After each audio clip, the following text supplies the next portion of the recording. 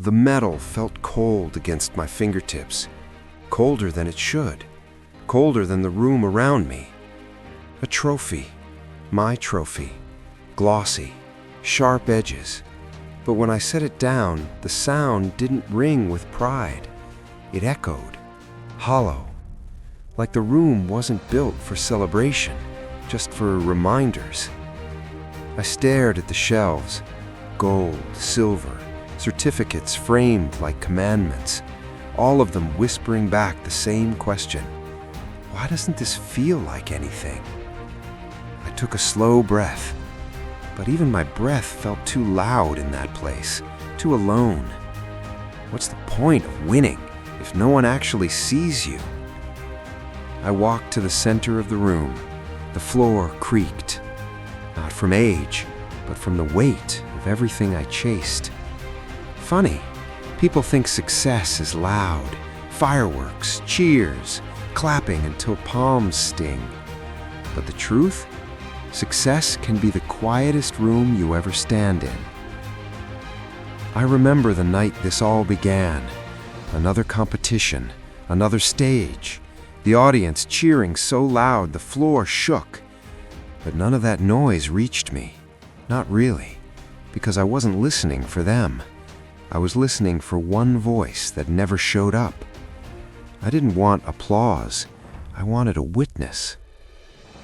Another trophy, another spotlight, another attempt to prove something to someone who never turned around long enough to look. And now, here I am, standing in a museum of my own efforts, a place people would kill to walk through. But all I feel is the weight of every moment I pretended it was enough. When did achievement become a substitute for being held? I let my fingers trail across the plaques.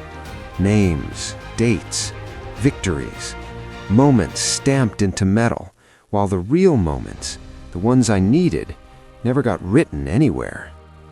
Congratulations, people always said. You did it. You're incredible. But none of them knew the truth. Each success felt like a flare gun fired into the night, bright, brief, and no one coming. I thought if I stacked enough trophies, someone would finally stop, look at me, see me. But the room only grew fuller, and I stayed empty. I sank onto the floor, back against the wall. The trophy stared down at me like an audience I never asked for. Suddenly, a memory hit, sharp, clear. The first award I ever won, small, plastic, but I remember holding it like it was a heartbeat, because my mother had smiled, really smiled, the kind that says, "I saw you do that."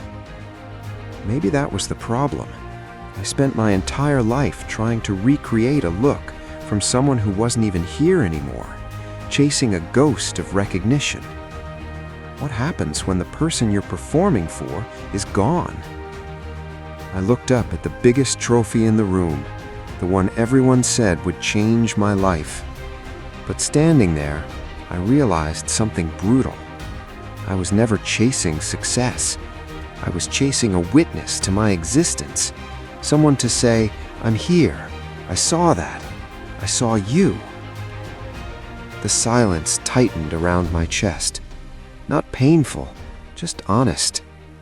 I pressed my forehead to my knees and laughed. A small, broken laugh, because the truth finally landed with a thud. None of this mattered without sharing it. The wins, the failures, the nights I stayed up until my eyes burned, they all meant nothing if no one was there in the room with me. Not as a fan, not as a follower, as a human. Someone who didn't care about the medals, only about the person wearing them. I stood up, slow, like waking from a long sleep. The trophies glowed in the soft light, but this time they looked different. Not powerful, not impressive, just objects.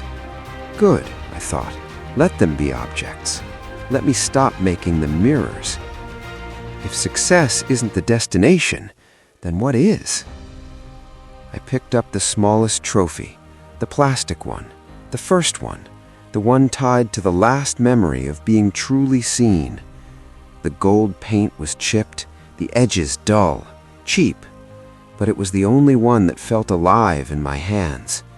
And I realized something I should have learned years ago. Success doesn't heal silence. People do. I walked out of the trophy room without turning back.